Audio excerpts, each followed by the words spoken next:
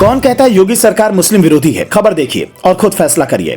गुमनामी के अंधेरे में खो चुके ब्रज के धार्मिक तीर्थ स्थलों को सजा रही है यूपी सरकार। मथुरा के दो ऐसे नाम जो मुस्लिम थे मगर भगवान श्री कृष्ण के अनन्य भक्त थे। यूपी सरकार कर रही है उन मुस्लिम कृष्ण भक्तों के मकबरे का जीर्णोद्धार। करोड़ों का हो रहा है खर्च।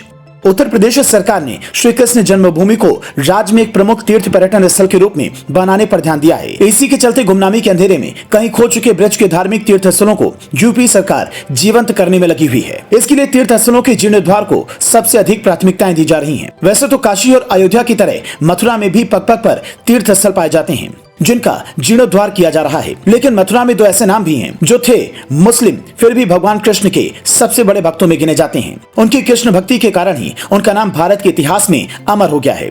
अब इनके मकबरे को योगी सरकार सजाने संवारने का काम कर रही है। जो पिछली सरकारों में कहीं गुम हो गए थे, अब उन्हें फिर से नई पहचान मिलने वाली है। भगवान श्री कृष्ण के दो ऐसे अनन्य भक्त हैं जो अमर हो गए हैं। इनमें एक तो थी ताज बीबी, जबकि दूसरे थे रस खान या सैयद इब्राहिम खान। भगवान श्री कृष्ण के इन दोनों ही मुस्लिम भक्तों के समाधि स्थल काफी पुराने और खंडहर में तब्दील हो रहे थे। पिछली सरकारों का ध्यान कभी इस पे नहीं गया। स्थानीय अधिकारियों की माने तो इनका मकबरा नशा करने वाले और छोटे अपराधियों के लिए अड्डा बन गया था। इन स्थानों पर अतिक्रमण भी कर लिया गया था। जानिए कौन थी कृष्ण भक्त ताज बीबी और रस खान। ताज बीबी को मुगल की मीराबाई के नाम से भी जाना जाता है। ये एक मुस्लिम रईस की बेटी थी जिसे मुगल काल में मुगलों ने यमुना पार क्षेत्र में स्थित गोकुल की रक्षा के लिए नियुक्त किया था।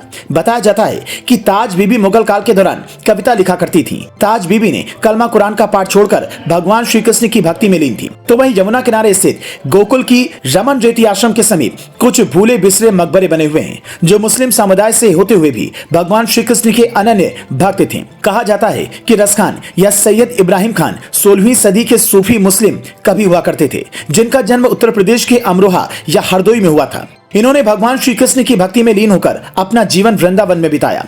योगी सरकार ने 10 करोड़ की लागत से कराया जीर्णोद्धार, अब बनेगा पर्यटन स्थल।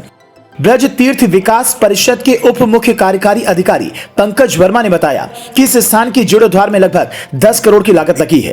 ताज बीबी और रस खान समाधि का जीर्णोद्धार होने के बाद यहां आने वाले पर्यटकों की संख्या लगातार बढ़ती जा रही है।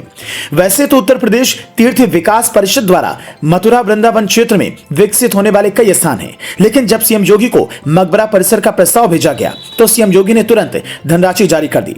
आपको बता दें कि ब्रज तीर्थ विकास परिषद द्वारा परिसर में एक ओपन थिएटर, फिल्म केंद्र और एक फूड कोर्ट बनाया गया है। यहां बने इस ओपन थिएटर में करीब 500 लोग एक साथ बैठ सकते हैं। इस ओपन थिएटर में रस खान और ताज बीबी के जीवन और कार्यों पर शो आयोजित किए जाते हैं। पहले जहां ये मकबरे अय्याशों और बदमाशों के अड्डे बन गए थे, वहीं अब योगी राज में इस परिसर में रोज लगभग 2000 से 3000 टूरिस्ट आते हैं। इनकी पहचान, इनका नाम इन्हें वापस मिला। मुस्लिम कवि और सूफी संत रस खान ने कृष्ण भक्ति को जन जन तक पहुंचाया था।